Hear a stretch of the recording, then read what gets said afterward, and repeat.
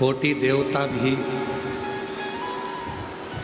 इस शरीर को प्राप्त करने के लिए प्रयास करते हैं। उसका कारण केवल एक है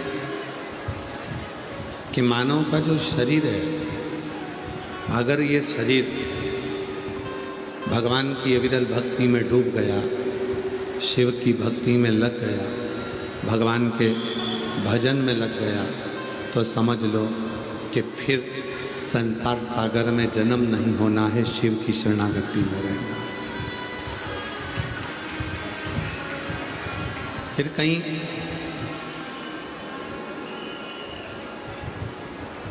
जन्म का कोई बिंदु नहीं रहता,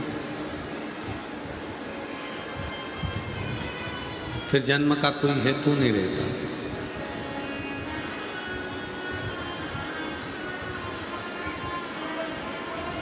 84 लाख योनियां हैं।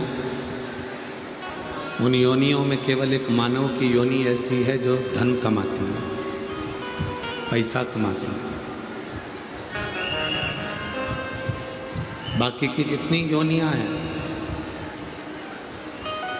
83,99,999 जितनी योनियां हैं, वो एक भी धन इकट्ठा नहीं करती, पैसा नहीं कमाती।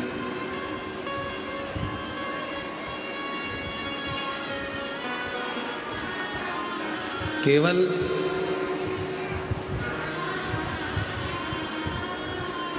एक मानव की योनि ऐसी है, मानव का शरीर ऐसा है जो धन को एकत्रित करता है।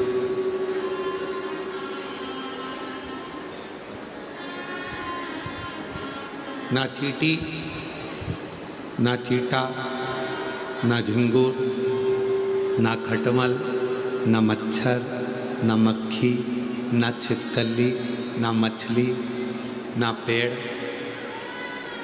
ना पशु, ना पक्षी, ये कोई नहीं जो धन को एकत्रित करता हो। धन को एकत्रित करने वाला केवल एक मानव का शरीर है, मानव का देह।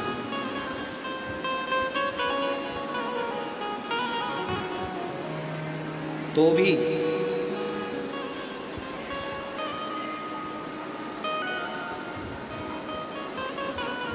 इस मानव के शरीर की पूर्ति कभी नहीं हो पाती।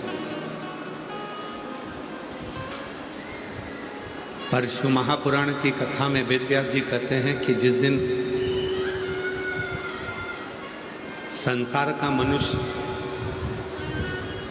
भगवान शंकर की आराधना में लग जाता है, शिव की साधना में जब संसार का मनुष्य लग जाता है,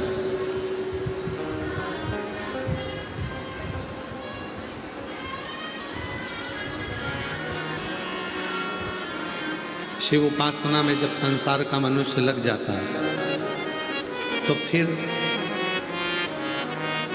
उसके जीवन की जितनी भी तकलीफें होती हैं, उसके जीवन के जितने भी कष्ट होते हैं, उसके जीवन की जितनी भी परेशानियां होती हैं,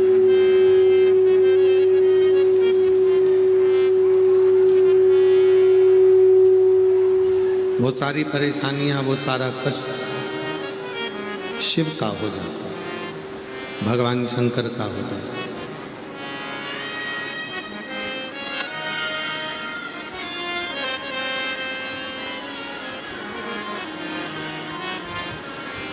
शिव पुराण ने कभी यह नहीं कहा कि आप धन एकत्रित मत करो।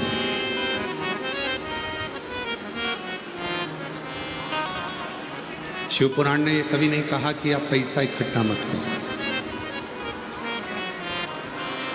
शिव पुराण ने यह भी नहीं कहा कि तुम कभी अपने पास में पूंजी इकट्ठी मत करो।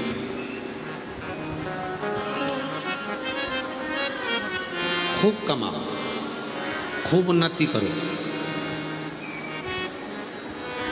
खूब व्यापार चले तुम्हारा, खूब नौकरी अच्छी रहे, खूब धन कमाते रहो, प्लाट, बंगला, जमीन, जायदाद सब इकट्ठा करते रहो, खूब इकट्ठा। पर ये सब एकाग्रित करने के साथ में, ये सब इकट्ठा करने के साथ में अपने पुण्य को भी थोड़ा सा इकट्ठा करें।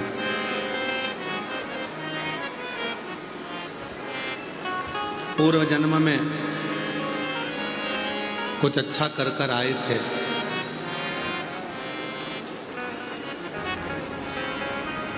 तो आज घर भी मिल गया। पूर्व जन्म में कुछ अच्छा कर कर आए थे तो पति भी अच्छा मिल गया, धर्म पत्नी भी अच्छी मिल गई, परिवार भी अच्छा मिल गया, शरीर अच्छा मिल गया। ये पूर्व जन्म का कोई पुण्य होगा आपका, हमारा।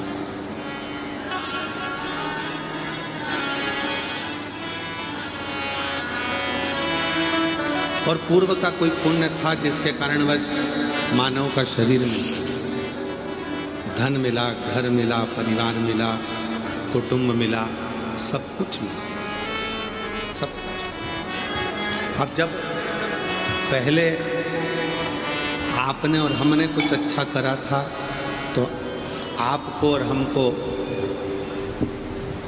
अभी अच्छा मिल गया। और अगर हम आज फिर अपने जीवन में अच्छा कर कर जाएंगे तो ये निश्चित है कि हमारी ज़िंदगी में आने वाला समय और अच्छा होगा और हमारे सामने कुछ अच्छा प्रकट है।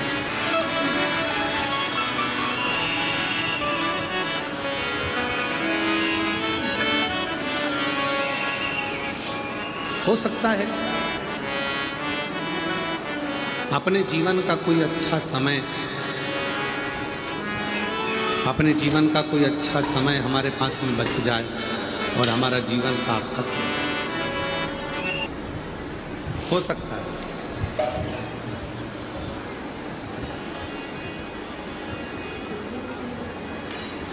जो निकल रहा है समय वो दूसरी बार नहीं आना। जो समय आज जा रहा है ये कल नहीं आएगा। आप में से कितने लोग हैं जो 3 दिन बाद वापिस दूधनाल की इस जमीन पर आकर बैठोगे? कोई आएगा वापिस? हाँ, शिव आएंगे तो आप आएंगे, शिव नहीं आएंगे तो आप भी नहीं आओगे।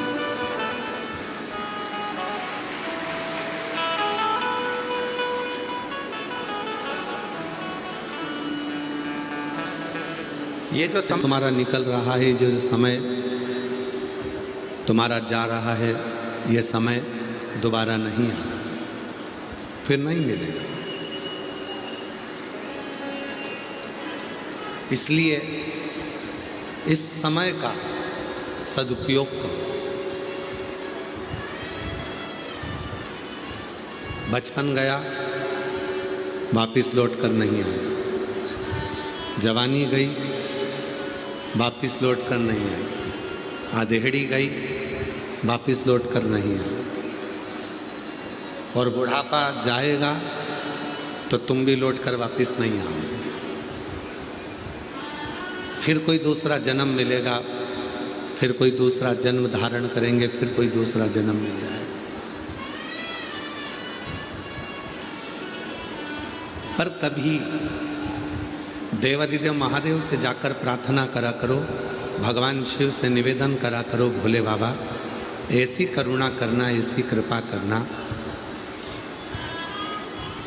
जितने भी जन्म मेरे पृथ्वी पर हों, हम इतना पुण्य तो नहीं करें कि हमको बहुत सारा कुछ मिल जाए, पर जितने भी जन्म हमें पृथ्वी पर मिले, हर जन्म में शिव महापुराण की कथा मिले और आपका आशीर्वाद मिले। इससे हर जन्म में आपका आशीर्वाद मिले, हर जन्म में शिव पूजन करूं, हर जन्म में भगवान शंकर की भक्ति करूं, हर जन्म में शिव की साधना करूं, हर जन्म में भगवान शंकर की आराधना करूं, हर जन्म में मैं शिव की साधना में लगूं। हर जन्म जितने जन्म मुझे मिले, जितने जन्म,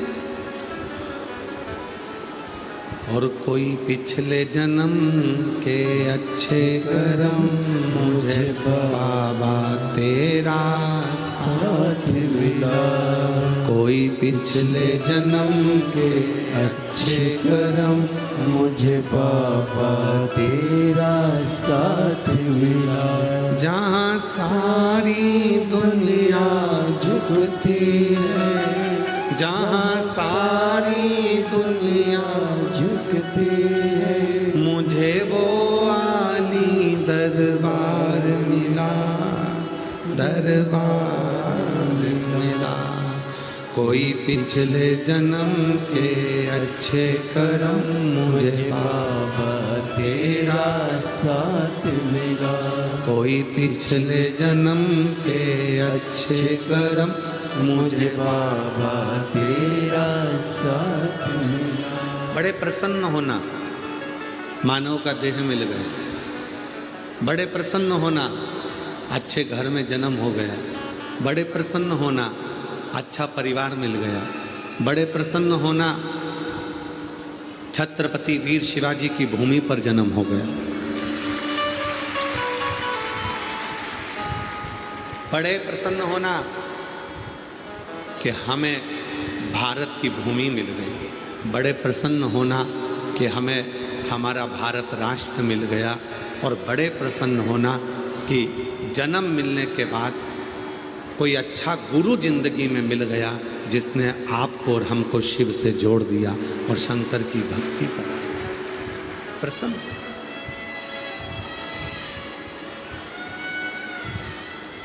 अच्छा बनना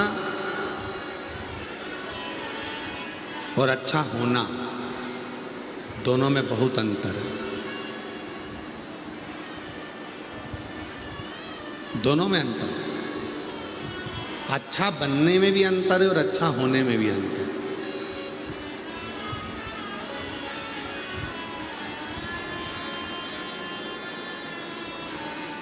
जमीन और आसमान का अंतर होता है अच्छा बनना और अच्छा होना। हो सकता है हमारी बात का आप लोगों को थोड़ा सा बुरा लग जाए, पर सही कहे ना, दुनिया की निगाह में अच्छा बनने के लिए लोग ना जाने कितना कितना लोगों की जिंदगी खराब कर देते हैं। अच्छा बनना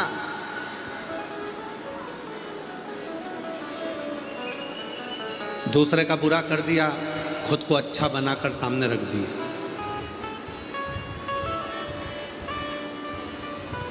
दूसरे के लिए बुराई कर दी, खुद ने अपना अच्छा बनकर सामने आ गया। दूसरे के लिए गलत बोल दिया, खुद सामने अच्छे बनकर आ गए। अच्छा बनना और अच्छा होना, इन दोनों में बहुत अंतर, बहुत अंतर। आज पूरी दुनिया अच्छे बनने का नाटक कर रही है। हम अच्छे हैं, बाकी के सब बुरे हैं। मैं अच्छी हूँ, मेरी देवरानी बुरी है। मैं अच्छी हूँ, मेरी जेठानी बुरी है। मैं अच्छी हूँ, मेरी सास बुरी है। मैं अच्छी हूँ, मेरी बहू बुरी है। मैं अच्छा हूँ, मेरा बेटा बुरा है। मैं अच्छा हूँ, मेरा पिता बुरा है। मैं अच्छा हूँ, मेरा रिश्तेदार बुरे हैं। रिश्तेदार कहते हैं मेरे रिश्तेदार बुरे। हम अपने आप को अच्छा दिखाना चाहते हैं, अच्छा बनने का नाटक करना चाहते हैं, और उसके लिए हम ना जाने कितने कितने लोगों का दिल दुखा देते हैं। कितने लोग, फिर भी हम जिंदगी में अच्छे नहीं बन पाते। एक है अच्छा बनना और दूसरा है अच्छा होना। अच्छे बनने के लिए तुम्हें करोड़ों रुपए खर्च करना पड़ते हैं। अच्छा बनने के लिए तुम्हें बहुत दिखावा करना पड़ता है। अच्छा बनने के लिए तुम्हें ना जाने कितने कितनों के दिल दुखाना पड़ते हैं। अच्छा बनने के लिए ना जाने कितनों की टांग खींचकर तुम्हें नीचे पटकना पड़ता है, तब तुम दुनिया के सामने अच्छे बन पाते हो। पर अच्छा होना इसमें कुछ खर्च नहीं होता। अपने आप को आपने सुधार लिया तो सब आपको अच्छे नजर आना प्रारंभ हो जाते हैं, सब आपको श्रेष्ठ दिखने लगते हैं, सब अच्छे नजर आने लगते हैं। अच्छे बनना कठिन है पर अच्छे होना सरल। अच्छे होना सरल। आज व्यक्ति कर क्या रहा है? अच्छे बनने का नाटक कर रहा है। एक की बुराई करता है उसको नीचे गिराता है, दूसरे की बुराई करता है उसको नीचे गिराता है, तीसरे की बुराई करता है उसको नीचे गिराता है, चौथे की बुराई करता है उसको नीचे गिराता है। सबकी बुराई कर कर खुद सामने ऐसा प्रस्तुत होता है कि मैं सबसे अच्छा हूं, मेरे बराबर कोई नहीं हो सकता, जो मैं कर रहा हूं मेरे बराबर कोई नहीं कर सकता। कितनों को नीचे गिराया, कितनों को नीचे पटक दिया, कितनों के लिए गलत बोल दिया, कितनों के लिए तुमने अपशब्द कहा, केवल अच्छे बनने के लिए कि नीचे गिराने की चेष्टा मत करना। आप स्वयं अच्छे बनने का नाटक मत करो, अच्छे हो जाओ। और जब तुम अच्छा होना प्रारंभ कर दोगे तो दुनिया सब अच्छी नजर आने लगेगी, तुमको कोई बुरा नहीं, कोई तुमको बुरा नजर नहीं आएगा। लोग गाली देंगे, आपको अच्छा लगेगा क्योंकि आप अच्छे हो।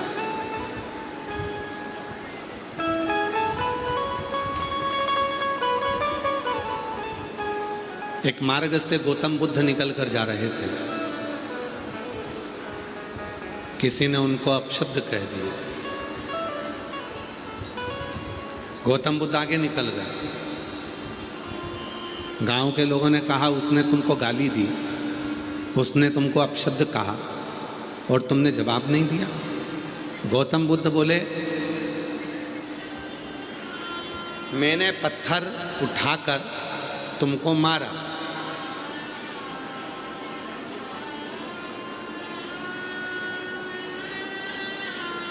तुम निकल गए, पत्थर लगा ही नहीं। जब पत्थर मार रहा था तुम सामने खड़े रहते, पत्थर को कैच कर लेते, या वो पत्थर तुम्हारे सिर में लग जाता, शरीर में लग जाता तो चोट लगती ना। पर पत्थर मार रहा हूं और तुम निकल कर चले जा रहे हो, तुम्हें ना पत्थर तुमने कैच करा, ना पत्थर को तुमने पकड़ा, ना तुम्हारे शरीर में लगा, क्योंकि तुम तो निकल कर चले गए। उसी तरह गौतम बुद्ध बाबा का चरित्र कहता है कि अगर कोई गाली दे रहा है, अपशब्द कह रहा है, ताना दे रहा है, आड़ा टेढ़ा बोल रहा है, लांछन लगा रहा है, आप पर उंगली उठा रहा है, आपके लिए गलत गलत बातें बोल रहा है, अगर आप उसको ले ही नहीं रहे हो, आप तो अपना कर्म करते करते आगे बढ़ते चले जा रहे हो, तो वो गाली आपको लगेगी नहीं। वो अपशब्द आपका कुछ नहीं बिगाड़ सकता। कोई दुनिया का व्यक्ति कितनी भी आप पर इल्ज़ाम लगा दे, कोई दुनिया का व्यक्ति चाहे कितने भी आप पर उंगली उठा दे, चाहे दुनिया का व्यक्ति आपको कुछ भी कह दे, आप अगर उसको ले ही नहीं रहे हो, आप उसको देख ही नहीं रहे हो, आप तो अपना कर्म करने में लगे हो। अपना कर्म करो।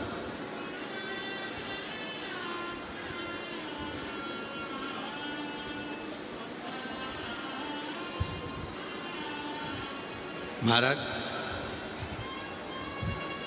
एक कुएं के अंदर मेंढक रहते थे, बहुत सारे मेंढक कुएं में।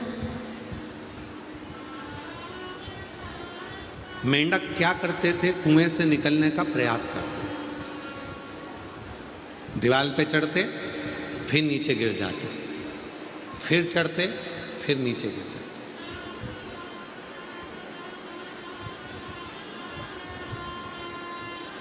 मेंढक दीवार पर बार बार चढ़ते हैं, बार बार नीचे गिरते हैं। सभी मेंढकों ने विचार कर लिया कि अब अपन ऊपर नहीं चढ़ेंगे, जब बार बार गिरना ही है तो ऊपर क्या चढ़ना। उसी मेंढक में एक मेंढक ऐसा था जो धीरे धीरे धीरे धीरे धीरे धीरे धीरे धीरे दीवार पर पूरा चढ़ गया। नीचे वाले चिल्लाते रहे, गिर जाएगा, उतर जा, गिर जाएगा, उतर जा। मेंढक नीचे नहीं उतरा। क्यों नहीं उतरा? और मेंढक आखिरी में बिल्कुल ऊपर पहुंच गया। कारण केवल इतना सा था, वो मेंढक जो ऊपर चढ़ रहा था वो बहरा था, सुन नहीं सकता था, इसलिए किसी की नहीं सुन रहा था। वो तो बस चलते जा रहा था, चलते जा रहा था, चलते जा रहा था। और वो मेंढक आखिरी में मंजिल तक पहुंच गया। शिव पुराण कहती है बहुत मिलेंगे आपको, दुनिया पूरी भरी पड़ी है। कोई आप पर चोरी का इल्ज़ाम लगाएगा, कोई आप पर आक्षेप लगाएगा, कोई आपको गाली देगा, कोई आपको अपशब्द कहेगा, कोई आपको ताने देगा, कोई ना जाने कैसी कैसी बात करेगा, ना जाने किस तरह से तुम्हें बदनाम करने का प्रयास करेंगे, ना जाने किस तरह से तुम पर इल्ज़ाम लगाया जाएगा, ना जाने किस तरह से तुमको आक्षेप लगाया जाएगा। पर तुमको उनके चक्कर में नहीं पड़ना, उनको शोर मचाने दो और तुम अपने पथ पर चलते जाओ। एक दिन तुम मंजिल पर पहुंच जाओगे और वो शोर मचाते रहेंगे। उनका काम है शोर मचाना, उनका काम है अपशब्द कहने का, उनका काम है ताना देने का, उनका काम है गलतियों को केवल सामने प्रस्तुत करने का, उनका काम है उंगली उठाने का, उनका काम है केवल आड़े टेढ़े वचनों को बोलने का। पर आप उन वचनों पर ध्यान मत दो।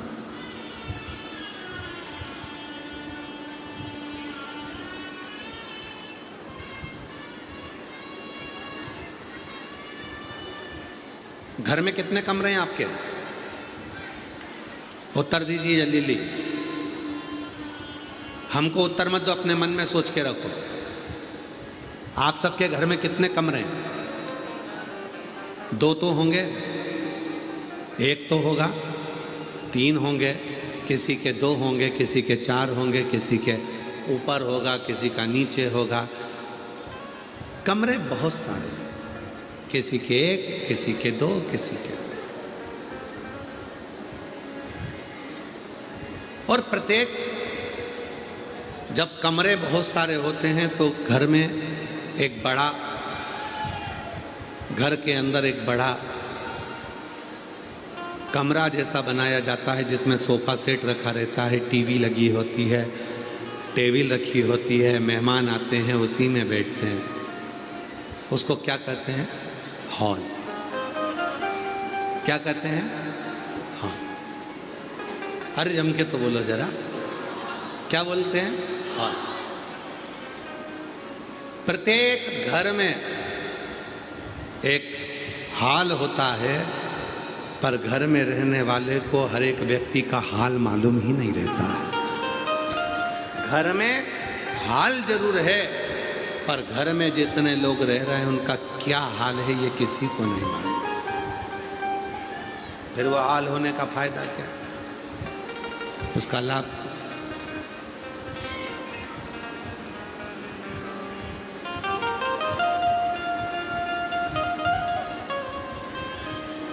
मालूम है आपको? रसोई घर एक होता था, पूरा घर उसी में जाता, भोजन बनाता, भोजन करता।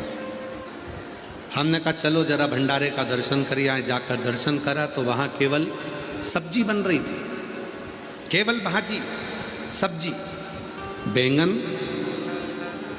आलू टमाटर की सब्जी बनी थी, केवल सब्जी और कुछ नहीं। हमने जाकर पूछा भैया तुमने अनाउंस करा है भंडारा है, फिर केवल सब्जी अकेली बनी, रोटी? भादली के जितने गांव में घर थे, हर घर के बाहर ईंट रखकर, मिट्टी का चूल्हा बनाकर 3-3, 2-2 माताएं जो उस घर में रहती हैं और जो मेहमान आए थे वो सब मिलकर आटा उसन कर रोटी बना रहे थे। रोटी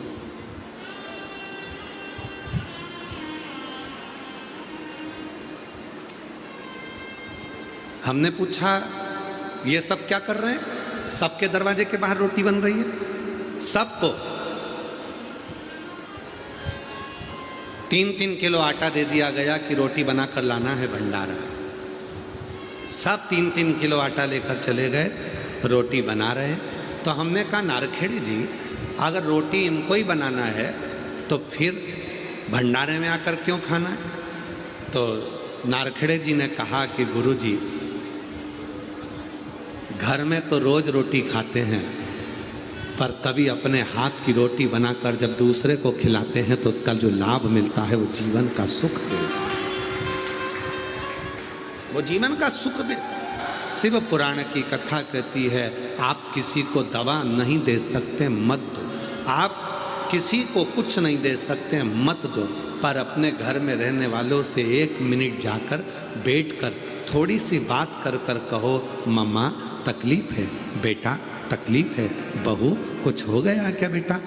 बड़ी भले कितना भी झगड़ा है, कितनी भी लड़ाई है, पर जाकर बैठकर थोड़ी सी तो बात करो। जब बात करोगे तो जरूर उसका आधा बुखार, उसका आधा दर्द, उसकी तकलीफ आदि अपने आप समाप्त हो जाएगी। जब तुम प्रेम से बोलना प्रारंभ करो, जब तुम प्रेम से बोलना प्रारंभ।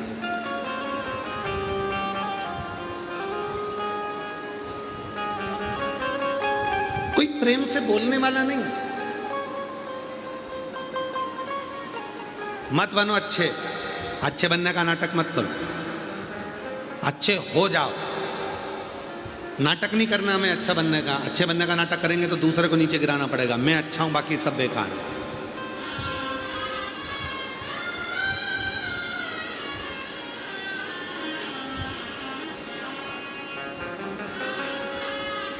पूरी सोशल मीडिया को उठाकर देखना, किसी कथाकार की, किसी महाराज की जितनी बुराई नहीं होती होगी उससे 4 गुना ज़्यादा बुराई सियोरा करा, फिर भी इस व्यासपीठ ने कभी किसी के लिए कुछ नहीं कहा। क्यों? क्योंकि आप अच्छे तो जगत अच्छा है। परमात्मा ने उनको जैसा जन्म दिया है वो वैसा ही करता। आप अच्छा कर्म करते चलो। पत्थर मारने वाला पत्थर मारेगा, तुम रुकना मत ही, चलते जाना। गाली देने वाला गाली देगा, आप चलते जाना। अपशब्द कहने वाला अपशब्द कहेगा, चलते जाना। गुस्सा कितनी देर का आता है? आप में से कोई ऐसा व्यक्ति बता दो जिसके चेहरे पर 24 घंटे गुस्सा रहता हो। कोई व्यक्ति ऐसा पैदा नहीं हुआ संसार में कि उसके मुख पर 24 घंटे गुस्सा रहे। गुस्सा आएगा, ठंडा होगा। दूध में उफान आएगा, ठंडा होगा, फिर उफान आएगा, फिर ठंडा होगा, फिर उफान आएगा, फिर ठंडा होगा। क्रोध, एक जैसा क्रोध किसी के शरीर पर नहीं रहता महाराज, बाद में वो ठंडा होता है। गुस्सा कितनी देर का आता है? 5 मिनट का, 10 मिनट का। 10 मिनट के गुस्से में तुम अंदर गए, तलवार लाए, सिर काट दिया। अंदर गए, डंडा लाए, सिर में मार दिया। अंदर गए, 10 मिनट के गुस्से में आकर तुमने किसी को कुछ चक्कू मार दिया, तलवार मार दिया। अब वो 10 मिनट लगे चक्कू मारने में, और वो व्यक्ति चला और गया, और उसके बाद में 10 साल तक माथे में, दिमाग में वो केस लड़ता रहा। क्रोध 10 मिनट का आया था। 10 मिनट में तुमने 1 महीने तक अपने घर में तुम सास से अच्छी बात करते हो, घर में बहुत सेवा करते हो। जितनी मेरी जीजियाँ बैठी हैं, जितनी मेरी बेटियाँ बैठी हैं, और जितनी मेरी बुजुर्ग माताएं बैठी हैं, घर में 1 महीना तुम बहुत अच्छे रहते हो। 1 महीने के अंदर फिर ना जाने ऐसा क्या हो जाता है कि तुम काम तो करती हो, हाथ पैर भी हिलाती हो, तो भोजन भी बनाती हो, कपड़े भी धोती हो, तुम सब काम करती हो, पर 1 महीने में ना जाने तुम्हारी जीवान को ना जाने क्या हो जाता है कि सब करे धरे पर 1 मिनट में पानी फिर जाता है। किसी से पूछो तुम्हारी बहू कैसी है, तो क्या गुरुजी बहुत बढ़िया है। तुम्हारी सास कैसी है? गुरुजी मेरी सास जैसी दुनिया में सास नहीं होगी। फिर दिक्कत क्या है? सास तो अच्छी है पर उसकी जीवान खराब है। बस बहू अच्छी है और जीवान गड़बड़ है। जिसने भी बोला वो काम करती है, बच्चों को संभालती है, रोटी बनाती है, टिफिन बनाती है, हमको डॉक्टर के ले जाती है, हॉस्पिटल ले जाती है, गाड़ी चला लेती है, मेरी बहू पढ़ी लिखी है, मेरी बहू काम कर लेती है, सब करती है बहू। पेंटिंग करे, रंगोली डाले, सिलाई करे, कढ़ाई करे, सब करे, पर बस एक ही काम बुरा है। सब काम अच्छा है, बस उसकी जीवान बुरी है।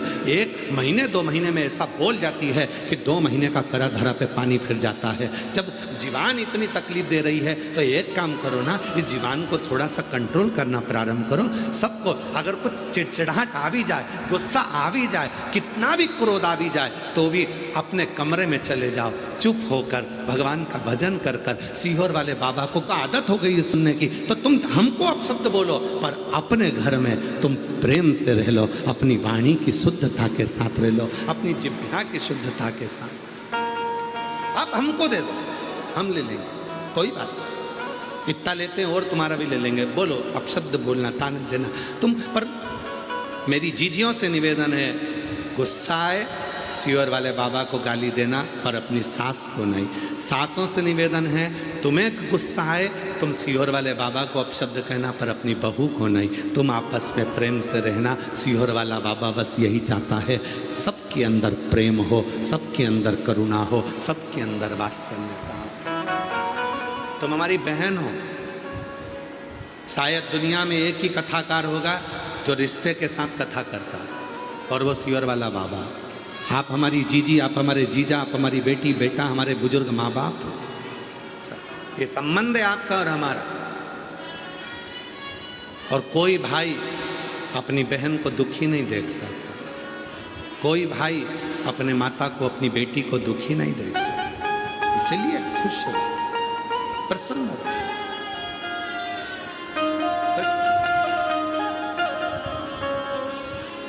जितने हम हमारे बाबा से रोज कहते हैं, बाबा उन बेटियों की कभी परीक्षा मत लेना।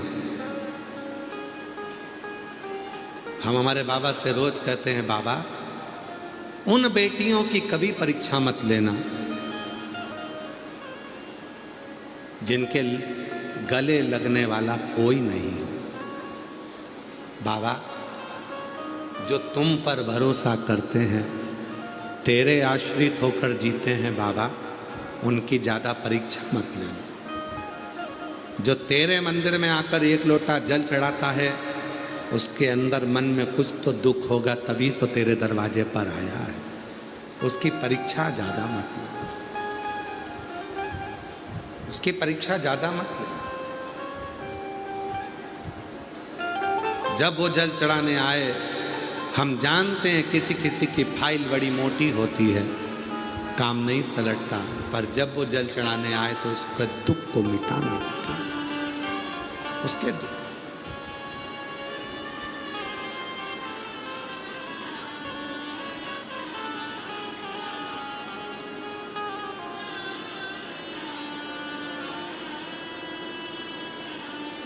कई बेटियां ऐसी बैठी हैं, कई बहनें ऐसी बैठी हैं, कई मेरी जीजियां ऐसी बैठी, कई जीजा ऐसे बैठे हैं कि उनको मना करा घर के लोगों ने, मत जा, इतना भीड़ है, 3 किलोमीटर पैदल चलना पड़ेगा, रोड पर गाड़ी खड़ी कर दी जाएगी, पार्किंग में खड़ी कर दी जाएगी, पैदल पैदल, इतना धूप है, गर्मी है, कहाँ जाएगी, कहाँ बैठेगी। फिर भी उसको मालूम है कि मेरा बाबुल है मेरा शिव, मेरा पिता है मेरा शंकर। और यदि मेरा बाबुल, मेरा शंकर, मेरा शिव, मेरा पिता, मेरा मेरा शंकर, मेरा बाबुल, मेरा पिता, मेरा शिव, मेरा शिव, उसके सिवा कोई नहीं, तो वो मुझे संभाल लेगा। लेव परीक्षा मेरे शिव, मना नहीं, खूब खूब परीक्षा। पर हे मेरे भोलेनाथ, उसकी परीक्षा मत लेना जो तुम पर बहुत भरोसा करता है, उसकी हिम्मत ना टूट जाए, उसकी हिम्मत ना टूटे।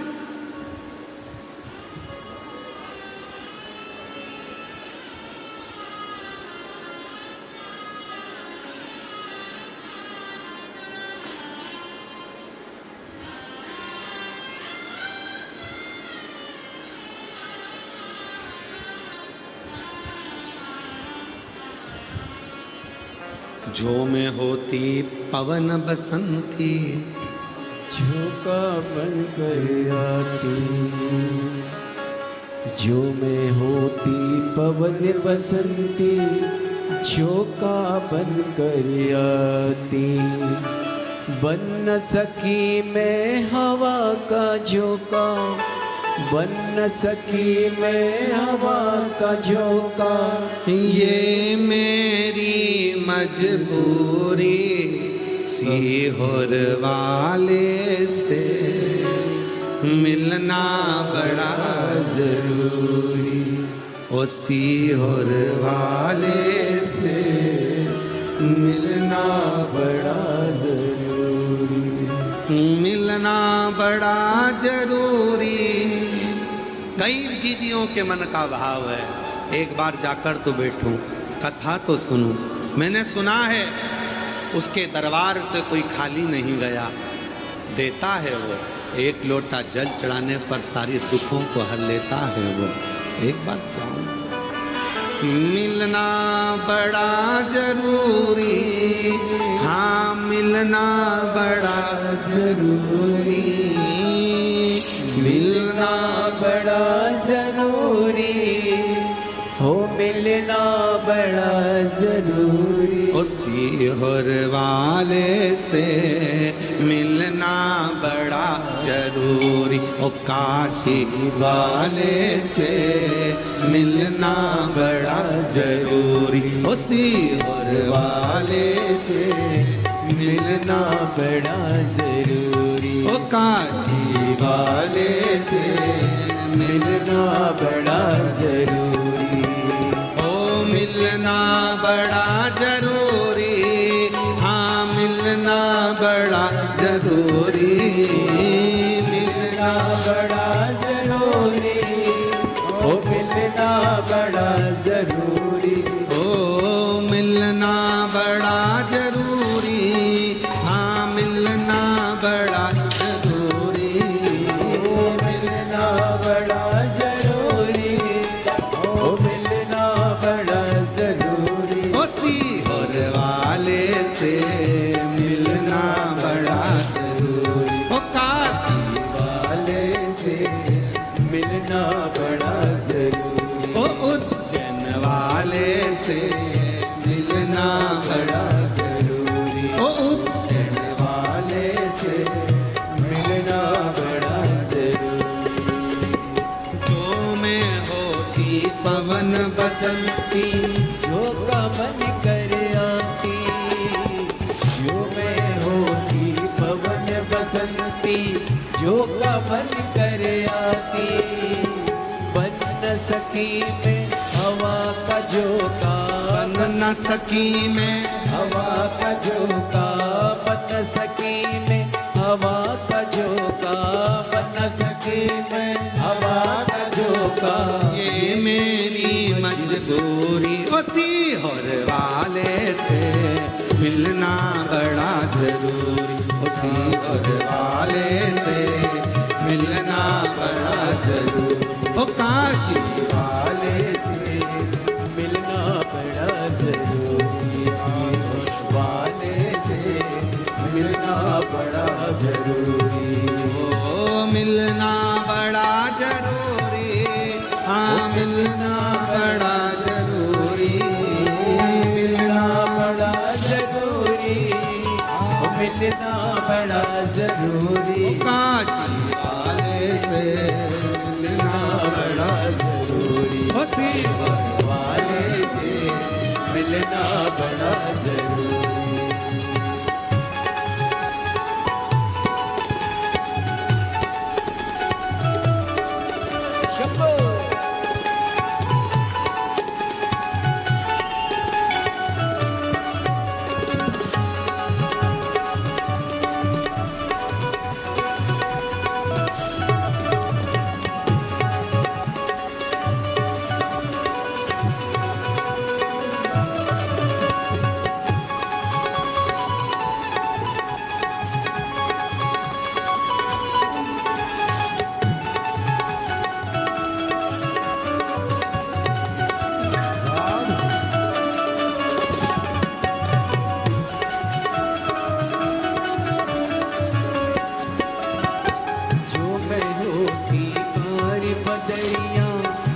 छम नीर बहाती, जो मैं होती कार बदरिया छम छम नीर बहाती। जो मैं होती कारी बदरिया छम छम नीर बहाती। जो मैं होती कारी बदरिया छम छम नीर बहाती। गरज गरज के बरस बरस के तुमको नित नहलाती। गरज गरज के बरस बरस के तुमको नित नहलाती। बन सकी मैं कारी बदरिया बन सकी मैं कारी बदरिया बन सकी मैं कारी बदरिया बन सकी मैं कारी बदरिया। ये मेरी मजबूरी काशी वाले से मिलना बड़ा जरूरी। काशी वाले से मिलना बड़ा जरूरी। उसी हुर वाले से मिलना बड़ा जरूरी। सीहोर वाले से मिलना बड़ा जरूरी। ओ मिलना बड़ा जरूरी। मिलना बड़ा जरूरी। ओ मिलना बड़ा जरूरी। ओ मिलना बड़ा जरूरी। सीहोर वाले से मिलना बड़ा जरूरी। सीहोर वाले से मिलना बड़ा जरूरी।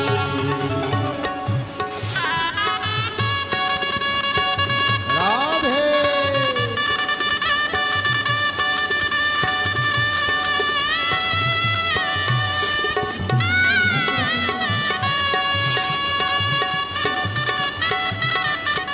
राधे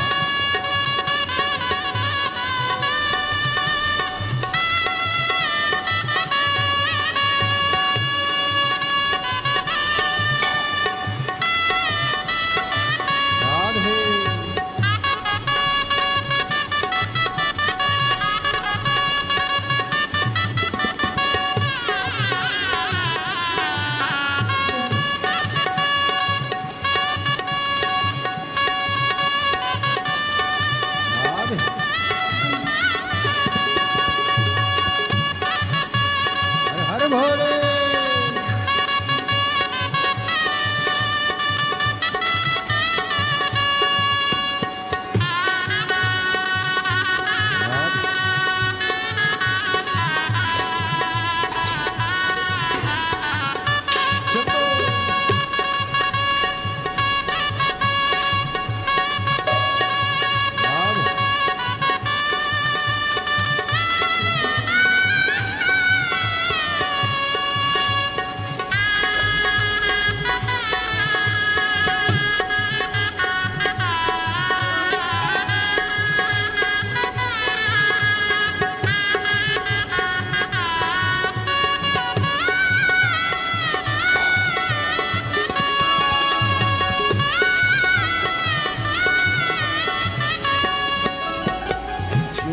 तेरा पता जानती खत लिखती निज बाती। जो मैं तेरा पता जानती खत लिखती निज बाती। जो मैं तेरा पता जानती खत लिखती निज बाती। जो मैं तेरा पता जानती खत लिखती निज पाती। सब रसिकन को संग में लेकर तुमसे मिलने आती। सब रसिकन को संग में लेकर तुमसे मिलने आती। पता तेरा मेरे पास नहीं है। पता तेरा मेरे पास नहीं है। पता तेरा मेरे पास नहीं है। पता तेरा मेरे पास नहीं है। ये मेरी मजबूरी काशी वाले से मिलना बड़ा जरूरी। काशी वाले से मिलना बड़ा जरूरी। उसी हुर वाले से मिलना बड़ा जरूरी। उसी हुर वाले से मिलना बड़ा जरूरी। ओ मिलना बड़ा जरूरी। हाँ मिलना बड़ा जरूरी। ओ मिलना बड़ा जरूरी। हाँ मिलना बड़ा जरूरी। ओ मिलना बड़ा जरूरी।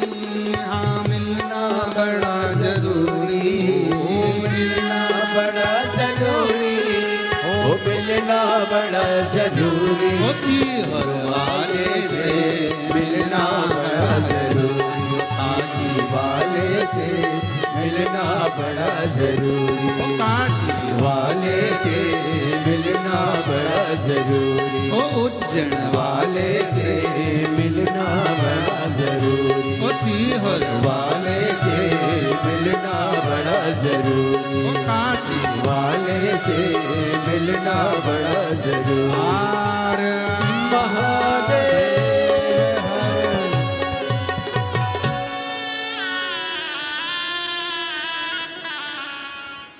जो मैं हो होती पवन बसंती, झोंका बन कर आती, जो मैं होती पवन बसंती, झोंका बन कर आती, जो मैं होती बेला चमेली, चरणों में बिछ जाती, जो मैं होती बेला चमेली, चरणों में बिछ जाती, बन न सकी मैं हवा का झोंका, बन न सकी मैं हवा का झोंका, ये मेरी मजबूरी, काशी वाले से मिलना बड़ा जरूरी, सीहोर वाले से मिलना बड़ा जरूरी। अपने स्थान पर बैठकर बाबा देवाधिदेव महादेव को अपने मन का भाव दिए, साथ में बोलिए और बाबा को अपने मन का भाव कहिए।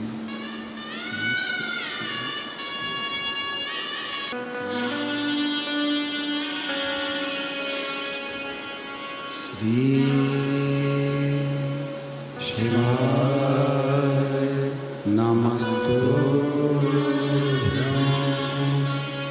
श्री शिवाय नमस्तुभ्यं, श्री शिवाय नमस्तुभ्यं, श्री शिवाय नमस्तुभ्यं, श्री शिवाय नमस्तुभ्यं। भोला सब दुख काटो भार, ओ भोला सब दुख काटो भार। शिव शंकर जपो तेरी माला, बोले बाबा जपो तेरी माला, भोला सब दुख काटो भार, ओ भोला सब दुख काटो भार। वेश मंगलकारी, वेश मंगलकारी, शमशान वासी हमारा, शमशान वासी हमारा, ओ भोला सब दुख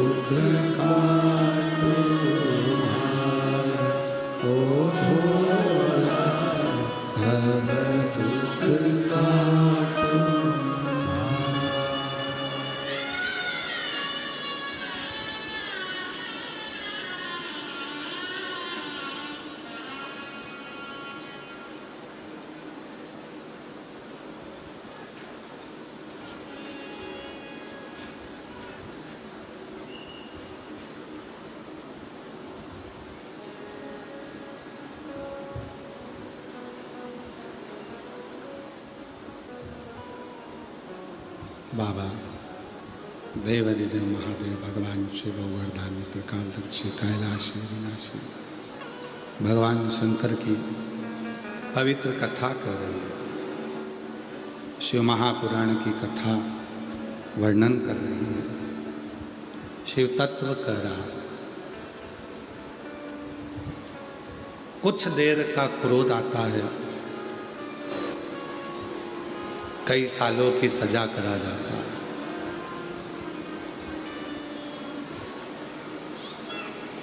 और जिह्वा पर कुछ देर श्री शिवाय नमस्तुभ्यम आता है, भगवान शंकर का नाम आता है, शिव नाम आता है।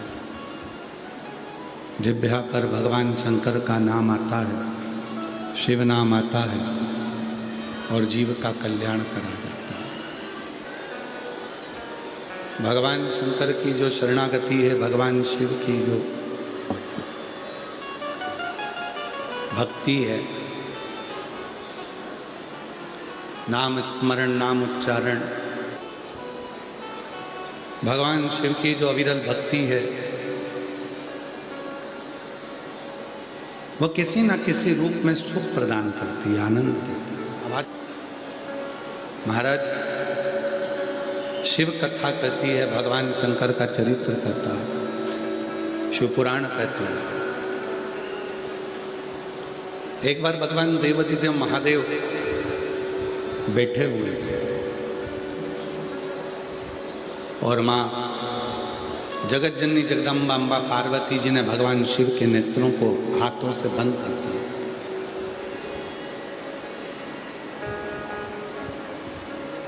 कितना अंतर आता है नयन के अश्रु का।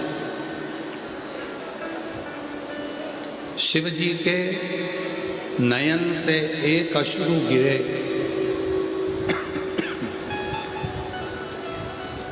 तो उससे रुद्राक्ष उत्पन्न हुआ।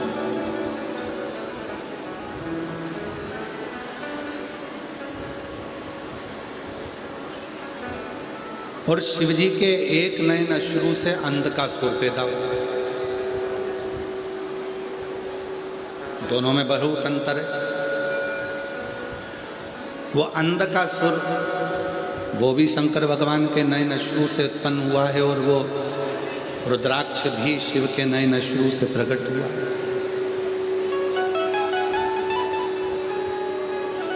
दोनों ही श्रेष्ठ। अब उसमें जो रुद्राक्ष है, एक मुखी से लेकर 21 मुखी तक रुद्राक्ष होते हैं। शिव महापुराण की कथा में एक मुखी से लेकर 14 मुखी रुद्राक्षों का वर्णन है और स्कंद पुराण में एक मुखी से लेकर 21 मुखी तक रुद्राक्ष का वर्णन।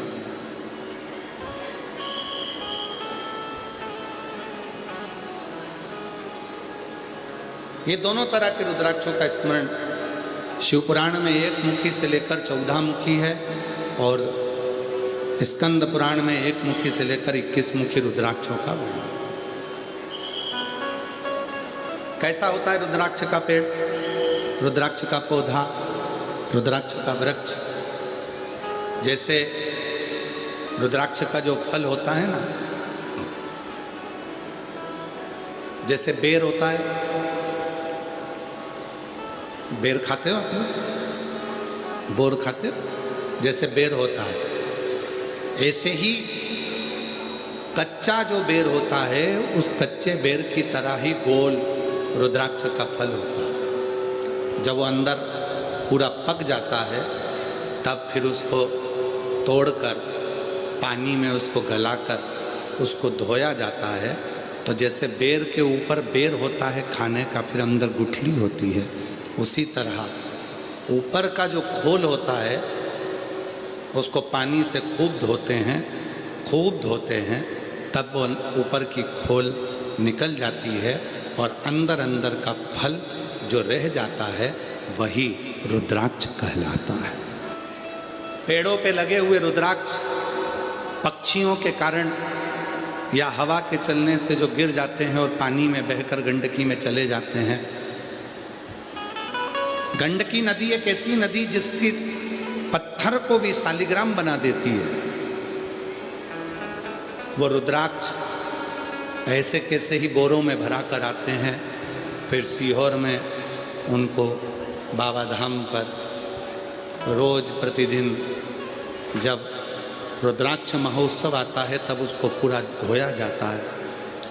फिर उन रुद्राक्षों को बाबा का जो बड़ा शिवलिंग है, आप लोग एलईडी पर दर्शन कर रहे होंगे शिव जी के बड़े शिवलिंग का, जो कुबेरेश्वर धाम का जो बड़ा शिवलिंग है, जो कंक्रीट का सीमेंट का बना हुआ है, उसी के नीचे कुबेरेश्वर बाबा का छतरी है। उसी के नीचे कुबेरेश्वर बाबा का शिवलिंग है। उसी शिवलिंग पर पूरा की पूरा रुद्राक्ष समर्पित किया जाता है। बाहर रुद्राक्ष का एक अलग शिवलिंग बना दिया जाता है जिसका सब भक्त दर्शन करते हैं, और भीतर बाबा का आप देखें एलईडी में आपको जो दिख रहा है, जैसे ये गेट दिखता है नीचे से अंदर जाने का, उसी तरह भीतर एक छतरी है, उस छतरी में एक शिवलिंग है। उसी शिवलिंग पर संपूर्ण रुद्राक्ष समर्पित है। सीहोर का जो रुद्राक्ष है वो बाजार में कभी नहीं बिकता।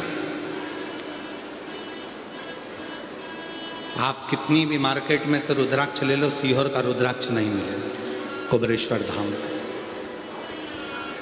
ना ही कोरियर करा जाता है, ना ही बेचा जाता है, ना ही भेजा जाता है। आप आओ, कंकर शंकर की पूजन करो, और पूजन कर कर अपना हाथ आगे कर कर रुद्राक्ष लो, और उस रुद्राक्ष को लेकर जाओ, तांबे के कलश में गलाकर शिव को चढ़ाकर अपने जीवन को सार्थक बोलो।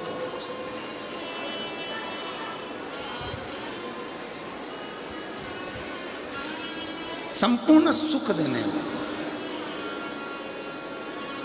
तो एक मुखी से लेकर 14 मुखी तक रुद्राक्ष होते हैं। भगवान शंकर के नयन अश्रु से रुद्राक्ष का पौधा उत्पन्न हुआ, पर एक बार माता पार्वती जी ने भगवान शंकर के नयन बंद कर लिए, और नेत्र बंद करने पर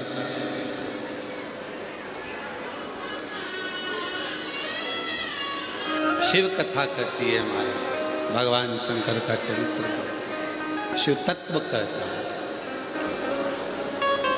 भगवान शिव की भक्ति करते हैं। माँ जगज्जननी जगदम्बा ने शिव जी के नेत्रों को बंद किया, नयन से अश्रु गिर गए।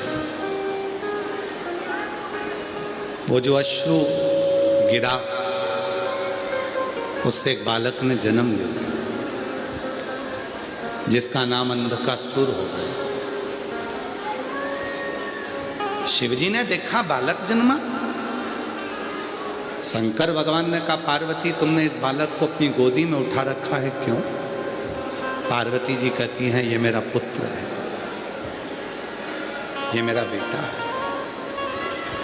शिवजी कहते हैं तुमने इसको पुत्र मान लिया?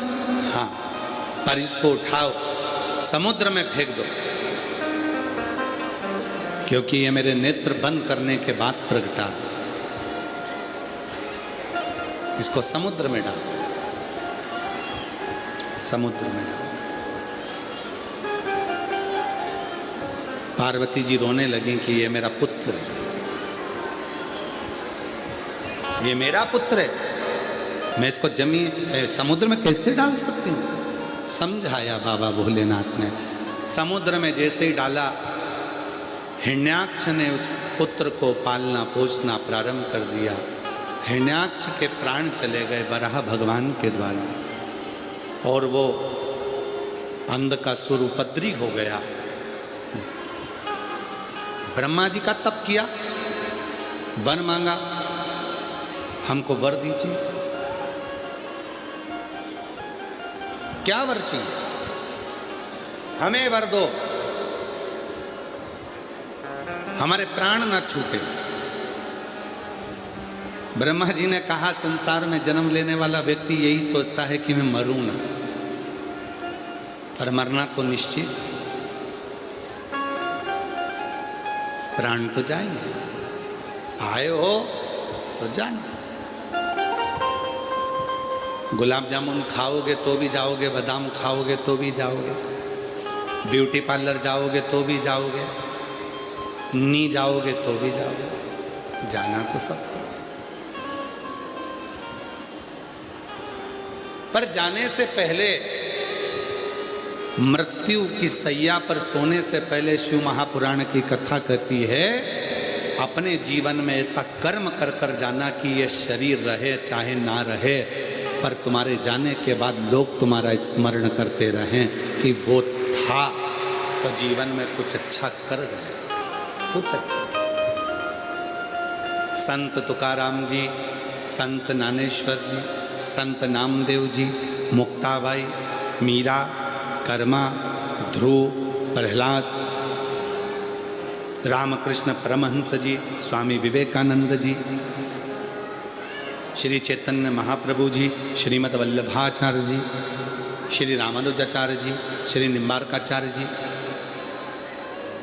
भारत की भूमि के ऐसे ऐसे संत हुए हैं, भारत की भूमि के ऐसे ऐसे संत हुए हैं जिन्होंने केवल धर्म का प्रचार किया, भगवान की भक्ति का प्रचार किया। और आज भले वो हमारे बीच में ना हो, पर उनकी दी हुई भक्ति, उनके दिए हुए उपदेश आज भी हमारे जीवन को कृतार्थ करते चले जाते हैं और सबका उद्धार करते चले। भले ना हो, संसार सागर में से सबको जाना है, सबके प्राण छूटेंगे, सब जाएंगे, पर निवेदन है जाने से पहले कुछ ऐसा कर्म कर कर चलो कि अपने जीवन की सार्थकता सिद्ध हो, सार्थकता सिद्ध हो।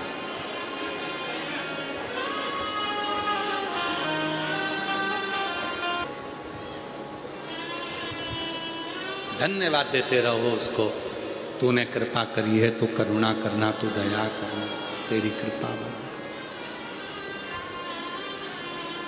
और कृपा की ना जन्म मरण परण, ये तीन मेरे महादेव के हाथ में है, मेरे शिव के हाथ। जन्म भी शिव के हाथ में, मृत्यु भी शिव के हाथ में, और तुम्हारी किस्मत में जो लिखा था वही मिला, वही शांति, तुम्हारी किस्मत में वही मिला, कोई दूसरा। जन्म मरण परण तीन शिव के हाथ में, कोई दूसरा नहीं पलट सकता। मार्कंडे बाबा की जब उम्र कम थी तो उनके पिताजी ने कह दिया लगा शिव जी की आराधना, वही उम्र बढ़ा सकते हैं। विवाह नहीं हो रहा अच्छी जगह, लगा शिव की आराधना। बच्चा नहीं हो रहा, लगा शिव की आराधना, लगा।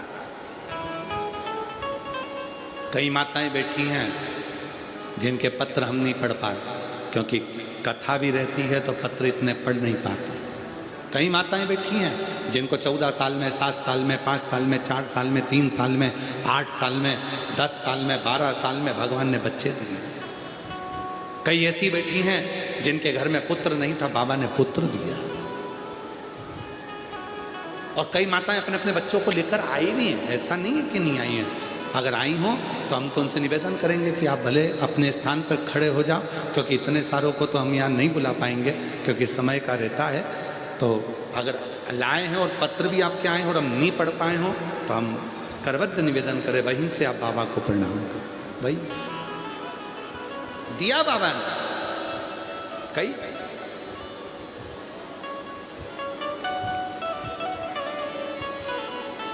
शिव कृपा, जन्म मरण परण शिव के हाथ। अंधकासुर मरना तो पड़ेगा, निश्चित है।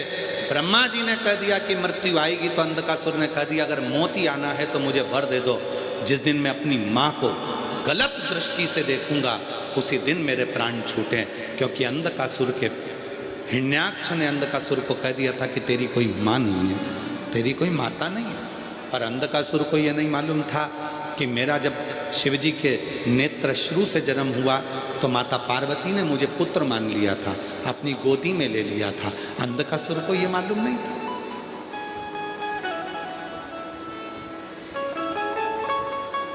जिस दिन मैं अपनी माता को गलत दृष्टि से देखूंगा बस उसी दिन मेरे प्राण छूटे। तथास्तु, वर दे,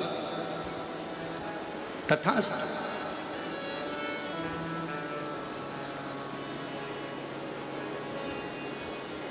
कभी कभी श्राप सुनकर भी लोग प्रसन्न हो जाते हैं। श्राप दशरथ जी का चरित्र याद आता है। दशरथ जी के घर में औलाद नहीं थे, संतान नहीं थे, बड़े दुखी थे, बहुत दुखी।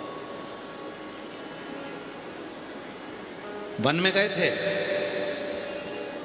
हिरण पानी आप पीने के लिए आया था और उन्होंने आखेट करने के लिए बाण छोड़ दिया। किसको लग गया था वो? श्रवण कुमार। श्रवण के माता पिता के पास में वो जल लेकर गए थे और माता पिता ने श्राप दे दिया था, दशरथ हम अपने पुत्र के वियोग में प्राणों को त्याग रहे हैं, तुम्हें भी अपने पुत्र के वियोग में प्राणों को त्यागना पड़ेगा। दशरथ जी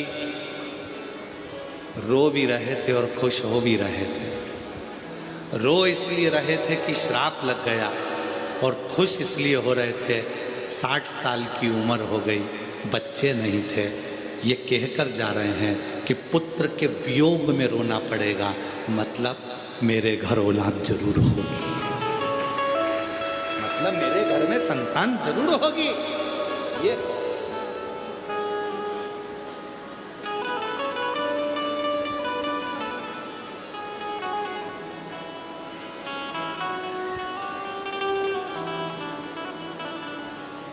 होता है। एक नौकर आया सेठ जी के पास, सेठ जी मुझे छुट्टी चाहिए। सेठ जी ने पूछा छुट्टी काहे के लिए? मेरी शादी है। ठीक है, कितने दिन की चाहिए? नौकर ने कहा पहले मुंह देखूंगा उसके बाद बताऊंगा कि कितने दिन छुट्टी लूंगा। पहले पत्नी का मुंह तो देखो, मुख तो देखो, फिर बताऊंगा कितने दिन की छुट्टी चाहिए।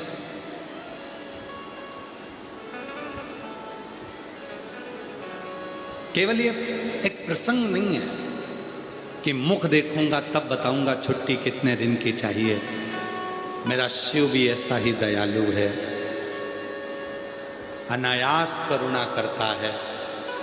कहते हैं जब हम शिव के मंदिर में एक लोटा जल चढ़ाने के लिए जाते हैं, अपना मुख शंकर के सामने जाता है तो शंकर उसी समय पर करुणा करना प्रारंभ कर देते हैं। कृपा एक बिंदु में शिव समाहित है, उस बिंदु को तुम किसी भी रूप में देख लो, वही बिंदु सिंधु है, सिंधु ही बिंदु है, एक समाहित।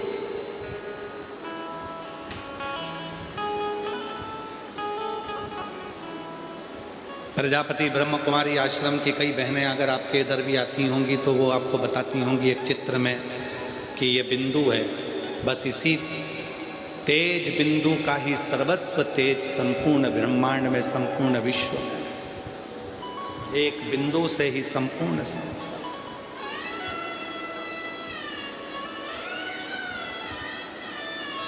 वीर शिवलिंगायत संप्रदाय में गुरु आपको बताते हैं कि ये शिवलिंग यही एक बिंदु है, यही शिव है, संपूर्ण ब्रह्मांड इसी है, संपूर्ण।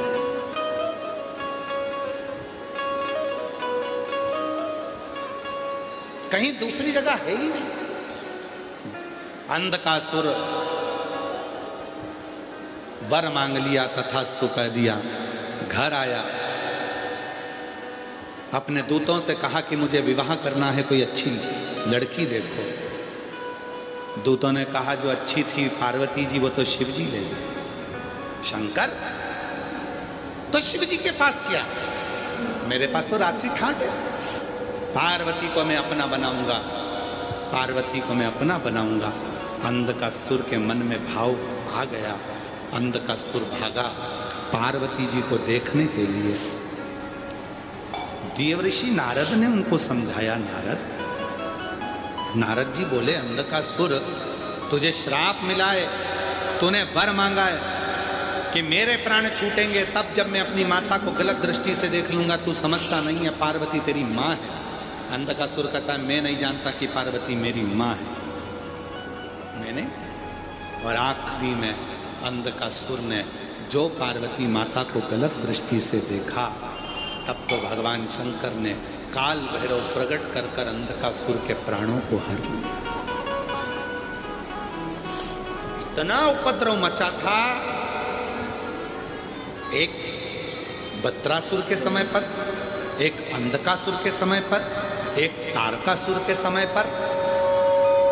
सारी ब्रह्मांड, सारी पृथ्वी, सारी सृष्टि डोलने लगी, सारी पृथ्वी डोलने लगी थी। अंधकासुर के समय पर भी, तारकासुर के समय पर भी, बद्रासुर के समय पर भी। देवासुर संग्राम हुआ था, सारे देवताओं का खजाना खाली हो गया था। जब 2-3 राष्ट्र आपस में झगड़ते हैं तो उसका असर केवल 2 राष्ट्र पर नहीं पड़ता, पूरे विश्व पर पड़ता। और आज संपूर्ण भारत, क्या पूरी दुनिया देख रही है, जब 2 देश आपस में लड़ रहे हैं तो उसका असर भारत में क्या सारे देशों पर होता है। खजाने खाली हो गए। जब देवासुर संग्राम हुआ, सारे खजाने खाली, सब खजाने खाली। इंद्र की सत्ता का वैभव चले गया, गरुण वरुण देवता सबके खजाने खाली हो गए। युद्ध हो कैसे, धनी नहीं है। कुबेर के पास गए तो कुबेर के खजाने खाली हो गए। लक्ष्मी जी के पास गए तो नारायण ने कहा, लक्ष्मी के पास कुछ भी नहीं। लक्ष्मी ने कहा, मेरे पास कुछ भी नहीं। सब खाली हो गए, क्योंकि ये देवासुर संग्राम में सब नष्ट हो गए, सब नष्ट। अब करे तो करे क्या। इस देवासुर संग्राम में सब नष्ट हो गया। लक्ष्मी जी के पास भी लक्ष्मी नहीं बची, कुबेर के पास में वैभव नहीं बचा। फिर आखिरी में कुबेर लक्ष्मी जी के पास गए, लक्ष्मी और कुबेर भगवान ब्रह्मा के पास गए। ब्रह्मा विष्णु जी के पास आए और भगवान विष्णु ने कहा, जब संसार के लोगों के पास कुछ नहीं होता, देवताओं के पास कुछ नहीं होता, तब देने वाला केवल एक ही होता है, वो केवल देव अधिदेव महादेव होता है। चलो अपन सब उसके पास चले। शिव महापुराण की कथा कहती है, सब दूर से हताश हो जाए, कुछ भी ना रहे, तब लक्ष्मी, तब कुबेर, तब देवता, तब मनुष्य, गंधर्व, अप्सरा, किन्नर, नाग सब शिव की शरण में चले जाते हैं। देवासुर संग्राम में सब समाप्त हो गया। तब लक्ष्मी जी भगवान शंकर को पुकारने लगी, भोलेनाथ भोलेनाथ, हे शिव हे शंकर हे करुणा सागर। कुबेर कहने लगे, कुछ भी नहीं बचा नाथ, सब देवासुर संग्राम में चले गया। इंद्र पुकार रहे थे, कुछ नहीं बचा नाथ, सब कुछ चले गया, सब कुछ समाप्त हो गया। अब आप ही हो जो लक्ष्मी को लक्ष्मी दे सकते हो, कुबेर को भंडार दे सकते हो, केवल आपके सिवाय कोई नहीं है। तब भगवान शंकर सिर पर गंगा, मस्तक पर चंदा, सुंदर आभूषणों से सुसज्जित होकर भगवान शंकर सामने प्रकट हो गए। एक हाथ से लक्ष्मी को लक्ष्मी देने लगे, दूसरे हाथ से कुबेर को लक्ष्मी देने लगे और अपने 2 हाथ से आशीर्वाद देने लगे। उन्हीं का नाम कुबेरेश्वर महादेव हो गया। उन्हीं का नाम कुबेरेश्वर महादेव हो गया। उन्हीं को कहते हैं कुबेर भंडारी, कुबेरेश्वर महादेव। जो कुबेर के पास भी जब खजाना खत्म हो गया, लक्ष्मी के पास भी जब खजाना खत्म हो गया, तब वो कुबेर भंडारी अपने हाथों से लुटाना प्रारंभ कर दिया। और इतना दिया कि सारा वैभव वापिस वैसा की वैसा ही हो गया, वैसा सारा खजाना। उसी को कुबेरेश्वर महादेव कहते हैं।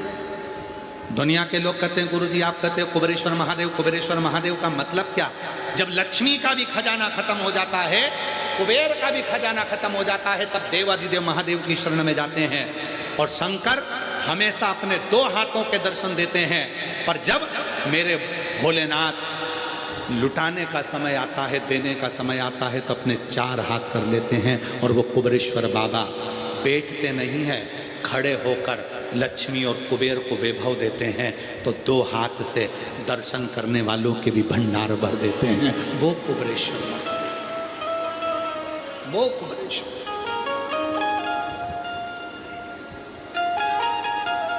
सुसज्जित वैभव।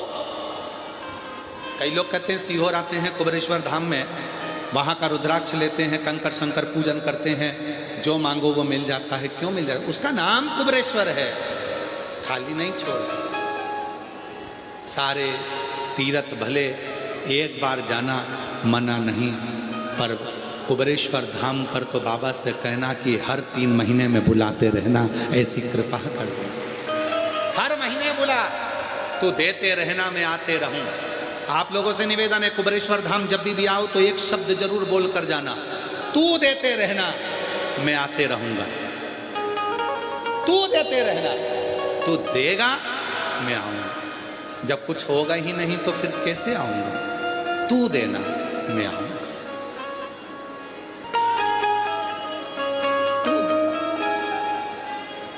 महाराज अंधकासुर के प्राणों को हर लिया काल भैरव ने, और जैसे ही प्राण हरे पार्वती मैया प्रसन्न चित्त हुई।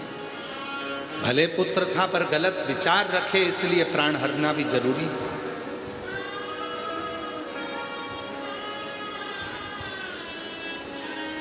महाराज वो देता है, इसलिए कुबेरेश्वर धाम पर जो लोग आते हैं, शिव पुराण की कथा में जो आते हैं, अपनी झोली पसार कर उससे विनय करते हैं। झोली